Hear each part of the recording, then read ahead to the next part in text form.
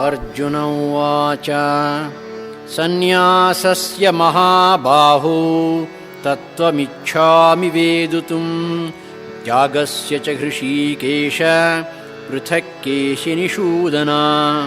श्रीभगवानुवाच काम्यानां कर्मणां न्यासं सन्न्यासं कवयो विदुः सर्वकर्मफलत्यागं प्राहुस्त्यागं विचक्षणाः। त्याज्यं दोषवदित्येके कर्म प्राहुर्मनीषिणः यज्ञदानतपः कर्म न त्याज्यमिति चापरे। निश्चयं शृणु मे तत्र त्यागे भरतसत्तमा त्यागो हि पुरुषव्याघ्र त्रिविधः सम्प्रकीर्तितः। यज्ञदानतपः कर्म न त्याज्यं कार्यमेव तत् यज्ञोदानं तपश्चैव पावनानि मनीषिणाम्। एतान्यपि तु कर्माणि सङ्गं त्यक्त्वा फलानि च कर्तव्यानीति मे पार्थ निश्चितं मतमुत्तमम्। नियतस्य तु सन्न्यासः कर्मणो नोपपद्यते मोहात्तस्य परित्यागः तामसः परिकीर्तितः। दुःखमित्येव यत्कर्म कायक्लेशभयात् त्यजेत् स कृत्वा राजसं त्यागं नैव त्यागफलं लभेत्। कार्यमित्येव यत्कर्म नियतं क्रियतेऽर्जुन सङ्गं त्यक्त्वा फलं चैव स त्यागः सात्विको मतः। न द्वेष्ट्य कुशलं कर्म कुशलेनानुषज्यते त्यागी सत्त्वसमाविष्टो मेधावी छिन्नसंशयः। न हि देहभृता शक्यं त्यक्तुं कर्माण्यशेषतः यस्तु कर्मफलत्यागी स त्यागीत्यभिधीयते। अनिष्टमिष्टं मिश्रं च त्रिविधं कर्मणः फलं भवत्यत्यागिनां प्रेत्य न तु सन्न्यासिनां क्वचित्। पञ्चैतानि महाबाहो कारणानि निबोध मे साङ्ख्ये कृतान्ते प्रोक्तानि सिद्धये सर्वकर्मणाम्। अधिष्ठानं तथा कर्ता करणं च पृथग्विधं विविधाश्च पृथक् चेष्टा दैवं चैवात्र पञ्चमम्। शरीरवाङ्मनोभिर्यत् कर्म प्रारभते नरः न्याय्यं वा विपरीतं वा पञ्चैते तस्य हेतवः। तत्रैवं सति कर्तारम् आत्मानं केवलं तु यः पश्यत्यकृतबुद्धित्वात् न स पश्यति दुर्मतिः। यस्य नाहङ्कृतो भावो बुद्धिर्यस्य न लिप्यते हत्वापि सैमान् लोकान् न हन्ति न निबध्यते। ज्ञानं ज्ञेयं परिज्ञाता त्रिविधा कर्मचोदना करणं कर्म कर्तेति त्रिविधः कर्मसङ्ग्रहः। ज्ञानं कर्म च कर्ता च त्रिधैव गुणभेदतः प्रोच्यते गुणसङ्ख्यानि यथावच्छृणुतान्यपि। सर्वभूतेषु येनैकं भावमव्ययमीक्षते अविभक्तं च विभक्तेषु तज्ज्ञानं विद्धि सात्विकम्। पृथक्त्वेन तु यज्ञानं नानाभावान् पृथग्विधान् वेत्ति सर्वेषु भूतेषु तज्ज्ञानं विद्धि राजसं। यत्तु कृत्स्नवदेकस्मिन् कार्ये सक्तमहैतुकम् अतत्त्वार्थवदल्पं च तत्तामसमुदाहृतम्। नियतं सङ्गरहितम् अरागद्वेषतः कृतम् अफलप्रेप्सुना कर्म यत्तत् सात्विकमुच्यते। यत्तु कामेप्सुना कर्म साहङ्कारेण वा पुनः क्रियते बहुलायासं तद्राजसमुदाहृतम्।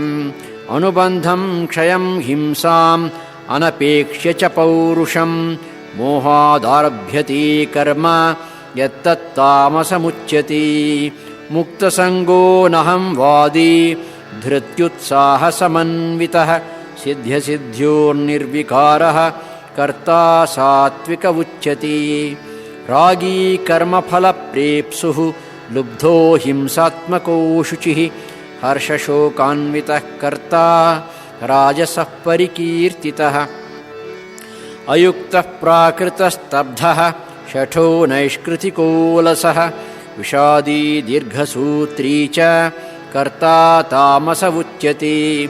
बुद्धेर्भेदं धृतेश्चैव गुणतस्त्रिविधं शृणु प्रोच्यमानम् अशेषेण पृथक्त्वेन धनञ्जय। प्रवृत्तिं च निवृत्तिं च कार्याकार्ये भयाभये बन्धं मोक्षं च या वेत्ति बुद्धिः सा पार्थ सात्विकी। यया धर्मम् अधर्मं च कार्यं चाकार्यमेव च अयथावत् प्रजानाति बुद्धिः सा पार्थ राजसी। अधर्मं धर्ममिति या मन्यते तमसावृता सर्वार्थान् विपरीतांश्च बुद्धिः सा पार्थ तामसी। धृत्या यया धारयते मनः प्राणेन्द्रियक्रियाः योगेनाव्यभिचारिण्या धृतिः सा पार्थ सात्विकी। यया तु धर्मकामार्थान् धृत्या धारयतेऽर्जुन प्रसङ्गेन फलाकाङ्क्षी धृतिः सा पार्थ राजसी। यया स्वप्नं भयं शोकं विषादं मदमेव च न विमुञ्चति दुर्मेधा धृतिः सा पार्थ तामसी। सुखं त्विदानीं त्रिविधं शृणु मे भरतर्षभ अभ्यासाद्रमते यत्र दुःखान्तं च निगच्छति। यत्तदग्रे विषमिव परिणामेऽमृतोपमं तत्सुखं सात्विकं प्रोक्तम् आत्मबुद्धिप्रसादजम्। विषयेन्द्रियसंयोगाद् यत्तदग्रेऽमृतोपमं परिणामे विषमिव तत्सुखं राजसं स्मृतम्। यदग्रे चानुबन्धे च सुखं मोहनमात्मनः निद्रालस्य प्रमादोत्थं तत्तामसमुदाहृतम्। न तदस्ति पृथिव्यां वा दिवि देवेषु वा पुनः सत्त्वं प्रकृतिजैर्मुक्तं यदेभिः स्यात् त्रिभिर्गुणैः ब्राह्मणक्षत्रियविषां शूद्राणां च परन्तप। कर्माणि प्रविभक्तानि स्वभावप्रभवैर्गुणैः शमोदमस्तपः शौचं क्षान्तिरार्जवमेव च। ज्ञानं विज्ञानमास्तिक्यं ब्रह्मकर्मस्वभावजम्। शौर्यं तेजो धृतिर्दाक्ष्यं युद्धे चाप्यपलायनं दानमीश्वरभावश्च क्षात्रं कर्मस्वभावजम्। कृषिगौरक्ष्यवाणिज्यं वैश्यकर्मस्वभावजम्। परिचयात्मकं कर्म शूद्रस्यापि स्वभावजम्। स्वे स्वे कर्मण्यभिरतः संसिद्धिं लभते नरः स्वकर्मनिरतः सिद्धिं यथा विन्दति तच्छृणु। यतः प्रवृत्तिर्भूतानां येन सर्वमिदं ततं स्वकर्मणा तमभ्यर्च्य सिद्धिं विन्दति मानवः। श्रेयान् स्वधर्मो विगुणः परधर्मात् स्वनुष्ठितात् स्वभावनियतं कर्म कुर्वन्नाप्नोति किल्बिषम्। सहजं कर्म कौन्तेय सदोषमपि न त्यजेत् सर्वारम्भा हि दोषेण धूमेनाग्निरिवावृताः।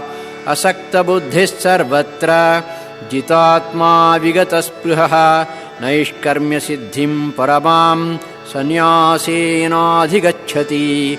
सिद्धिं प्राप्तो यथा ब्रह्मा तथाप्नोति निबोध मे। समासेनैव कौन्तेय निष्ठा ज्ञानस्य या परा।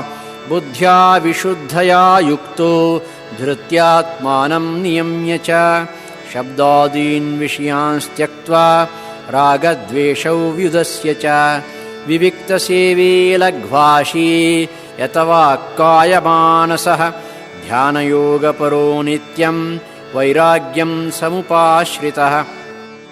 अहङ्कारं बलं दर्पं कामं क्रोधं परिग्रहं विमुच्य निर्ममः शान्तो ब्रह्मभूयाय कल्पते।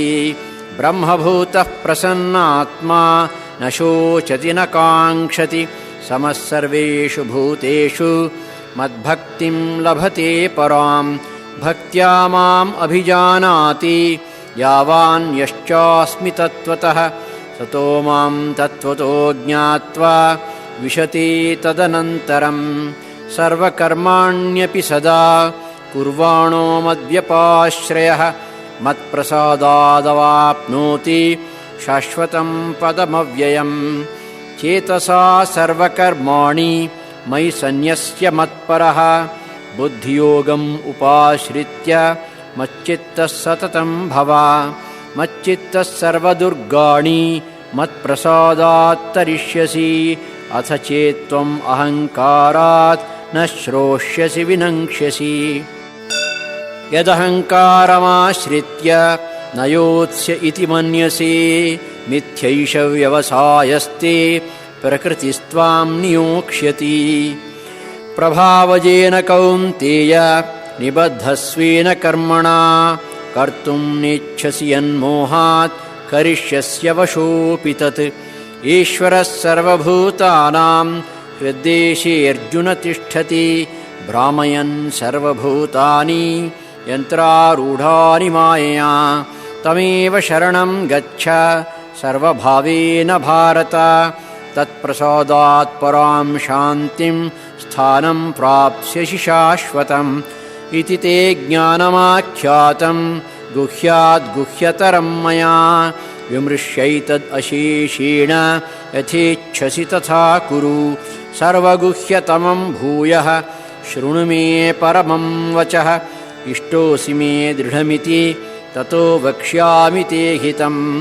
मन्मना भव मद्भक्तो मद्याजी मां नमस्कुरु मामे वैष्यसि सत्यं ते प्रतिजाने प्रियोऽसि मे।